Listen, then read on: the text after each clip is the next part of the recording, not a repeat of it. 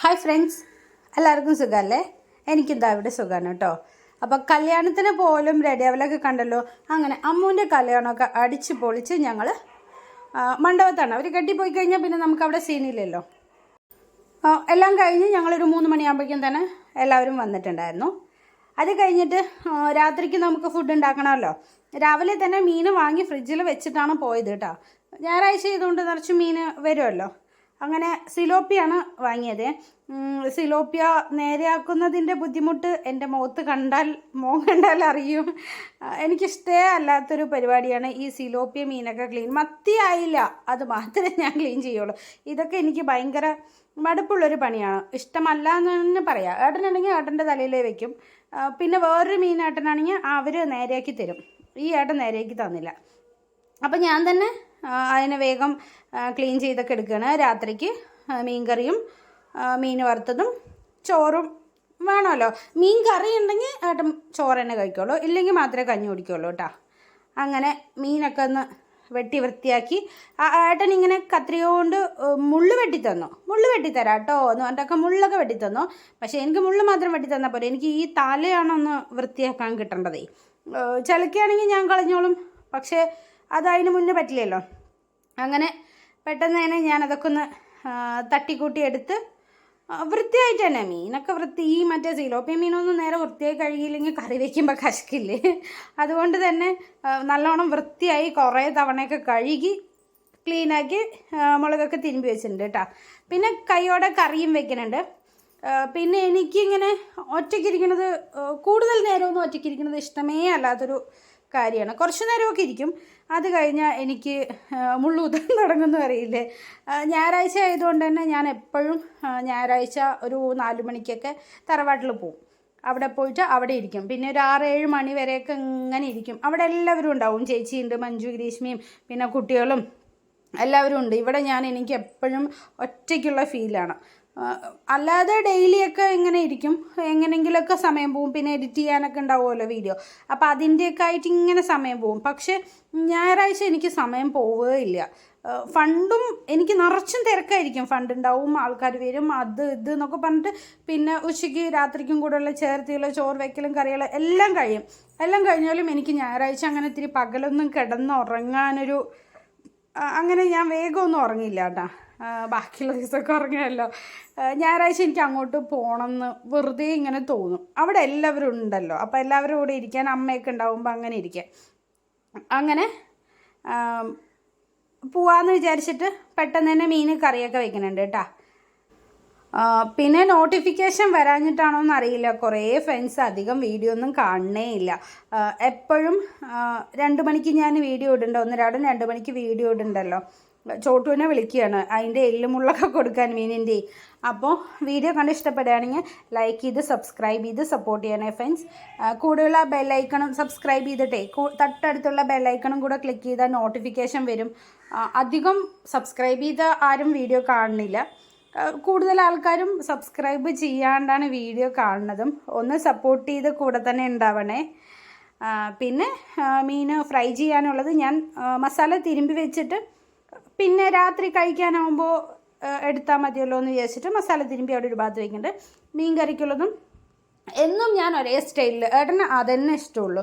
അതായത് നമ്മൾ ഈ വാളംപുളി പിഴിഞ്ഞിട്ട് മീൻ കറി വയ്ക്കില്ലേ, അതാണ് ഏട്ടനെ കൂടുതൽ ഇഷ്ടം. ഈ വേറെ കുടംപുളിയൊന്നും എനിക്കിഷ്ടമല്ല കേട്ടോ. ഏട്ടനെ ഇഷ്ടമാണെന്ന് അറിയില്ല. കുടംപുളിയൊക്കെ ഞാൻ വെക്കാറില്ല, എനിക്ക് അതിൻ്റെ മണം അങ്ങോട്ട് ഇഷ്ടമല്ല. ഓരോ ആൾക്കാർക്കും ഓരോ ടേസ്റ്റ് ആണല്ലോ. അങ്ങനെ എനിക്കിത്തിരി പുളി കുറവാണ്, പക്ഷേ ഇവർക്ക് ഏട്ടനെയൊക്കെ കുറച്ച് പുളി, ഏട്ടൻ്റെ അച്ഛനോ അമ്മയ്ക്കോ എല്ലാവർക്കും കുറച്ച് നല്ല പുളിയും എരിവൊക്കെ ഉണ്ടെങ്കിൽ കൂടുതൽ ഇഷ്ടമുള്ളൂ.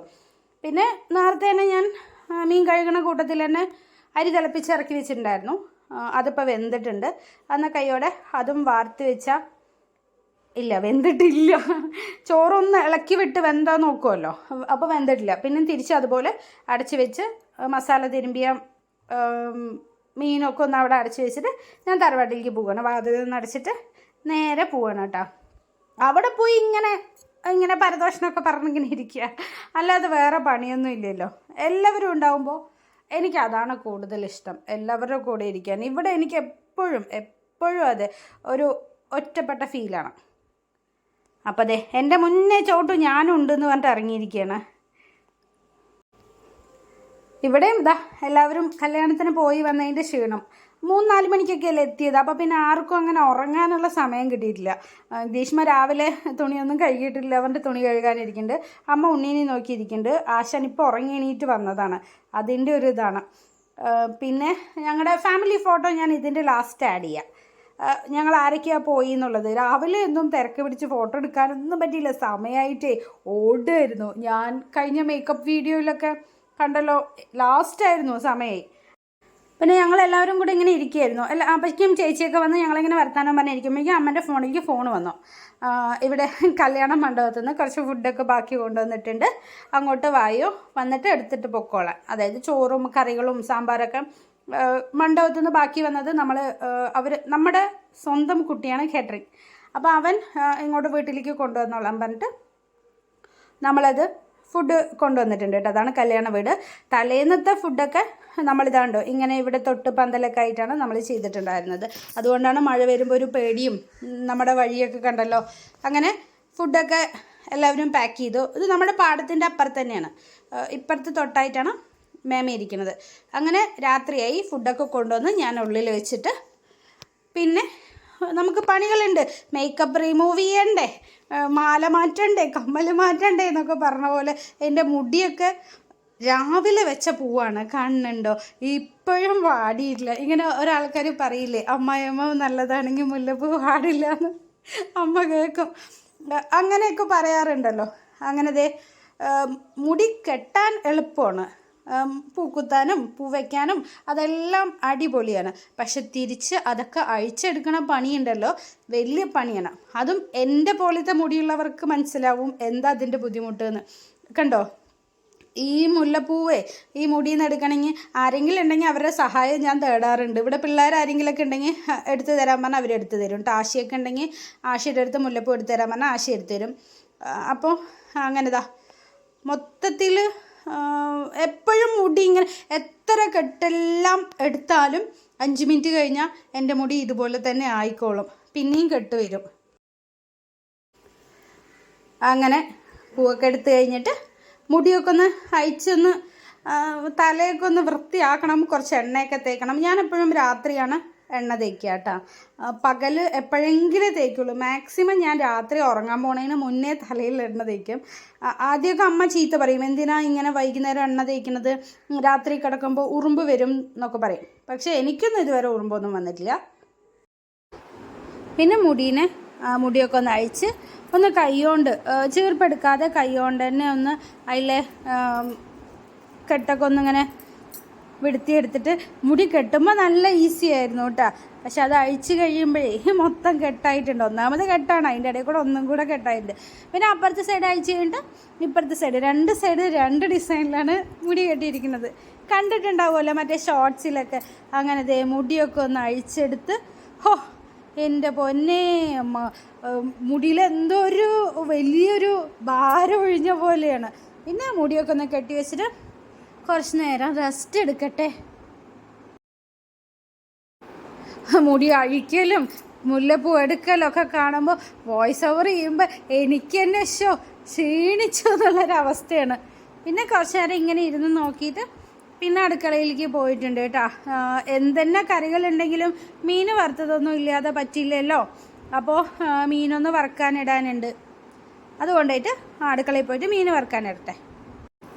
പിള്ളേർക്ക് അറിയില്ല ഞാൻ അവിടുന്ന് സദ്യൻ്റെ ബാക്കി കൊണ്ടുവന്നിട്ടുണ്ടെന്നുള്ളത്.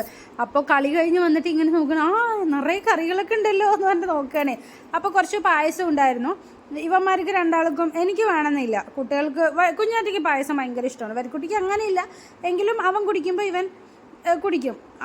അടപ്രഥമൻ ഒരു തുള്ളി പോലും ബാക്കി വെക്കാണ്ട് അടപ്രഥമൻ എന്ന് പറഞ്ഞാൽ എനിക്കും ഒരുപാട് ഇഷ്ടമായിരുന്നൊരു സമയം ഉണ്ടായിരുന്നു കേട്ടോ. ഇപ്പം പിന്നെ ഇഷ്ടമാണ്, കുടിക്കും. പക്ഷെ എന്നാലും അത്ര അഡിക്റ്റ് അല്ല. കാരണം എപ്പോഴെപ്പോഴും ഏട്ടൻ ഇങ്ങനെ കൊണ്ടുവരികയല്ലേ. അതുകൊണ്ട് തന്നെ ഇടയ്ക്കേട്ടാ എപ്പോഴെങ്കിലൊക്കെ വർക്ക് ഉണ്ടാകുമ്പോൾ ഏട്ടൻ കൊണ്ടുവരാറുണ്ട്. അതുകൊണ്ട് നമുക്ക് ഒരുപാട് ആക്രാന്തമൊന്നുമില്ല അടപ്രഥമനോട്. ഒരാൾക്കാർ പറയും അയ്യോ ഭയങ്കര ടേസ്റ്റാണ് എന്നൊക്കെ പറഞ്ഞിട്ട് ഇങ്ങനെ പറയാം. അടപ്രഥമൻ എല്ലാവർക്കും ഇഷ്ടമുള്ളൊരു പായസമല്ലേ. അപ്പോൾ രണ്ടാൾക്കും പായസം കൊടുത്തിട്ടുണ്ട്. മീൻ വറുത്ത് കഴിയുമ്പോഴേക്കും പായസം കുടിച്ചിട്ട് വരാമെന്ന് പറഞ്ഞിട്ടേ രണ്ടാളും എടുത്തിട്ട് പോകുന്നുണ്ട്. ഞാൻ മീൻ വറുക്കാനിടുന്നുണ്ട്.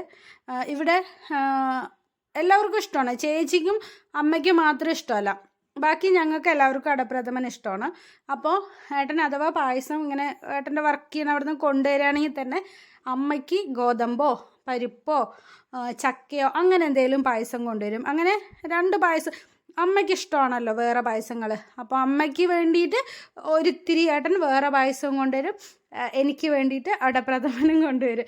അങ്ങനെയായിരുന്നു. ഇപ്പോഴും അതെ, അഥവാ പായസം ഉണ്ട് എന്ന് പറഞ്ഞിട്ട് കൊണ്ടുവരികയാണെങ്കിൽ തന്നെ വേറെ എന്തെങ്കിലും കുറച്ചും കൂടെ പരിപ്പ് പായസമോ ഗോതമ്പ് പായസമോ, അമ്മയ്ക്ക് ഗോതമ്പ് പായസമൊക്കെ ഭയങ്കര ഇഷ്ടമാണ്, നല്ല ടേസ്റ്റാണത്. അപ്പോൾ അതും കൂടെ ഏട്ടൻ കൊണ്ടുവന്ന് ഉടനെ തറവാട്ടിലേക്ക് കൊടുത്തിട്ട് ഇവിടേക്ക് കുറച്ചേ വയ്ക്കുള്ളൂ. ഏട്ടൻ പറയും കുടിക്കുകയാണെങ്കിൽ ഇവിടെ വെച്ചാൽ മതി, ഇല്ലെങ്കിൽ എല്ലാം കൊടുത്തു വിട്ടോ പറയും. അപ്പോൾ ഞാൻ ഇവന്മാർക്ക് 2 പേർക്കുള്ളത് എടുത്ത് വയ്ക്കും, ചിലപ്പോൾ ഞാൻ എനിക്കൊരു ഗ്ലാസ് എടുത്ത് വയ്ക്കും. അങ്ങനെയാണ്. ഇതേ കണ്ടോ, മീൻകറി ടേസ്റ്റ് നോക്കാൻ വേഗം കൈയിടാൻ പോവാണ്. അപ്പോൾ ഒരെണ്ണം കൊടുത്തിട്ടാണ്, കൈയിട്ടിട്ടല്ല നോക്കുക, കയ്യിൽ കൊണ്ട് എടുത്തിട്ടാണ് ഉപ്പ് നോക്കുക, ടേസ്റ്റ് നോക്കുക. അതിന് എന്നോട് യുദ്ധം ഉണ്ടാക്കണം. അപ്പോൾ ഇത്രയേ ഉള്ളൂ ഫ്രണ്ട്സ്. ദേ ഞങ്ങൾ ചോറ് കഴിക്കാൻ പോവാണ്. സാമ്പാറുണ്ട്, മീൻകറിയുണ്ട്, മസാലക്കറിയുണ്ട്, പൈനാപ്പിൾ പച്ചടിയുണ്ട്, മീൻ വറുത്തത്, പിന്നെ ഒരു കൈപ്പയ്ക്ക മീൻകറി എന്നൊക്കെ പറഞ്ഞിട്ട് അത്, പിന്നെ മത്തൻ വെള്ളപ്പയർ ഓലൻ, അങ്ങനെ എല്ലാം ഉണ്ട് കേട്ടോ. എല്ലാം കൊണ്ടുവന്നിട്ടുണ്ടായിരുന്നു. അങ്ങനെ അമ്മയും മക്കളും 3 ആളും കഴിക്കുകയാണ്. ഏട്ടൻ വർക്ക് കഴിഞ്ഞ് വരണേ ഉള്ളൂ. അപ്പോൾ tata bye bye, see U.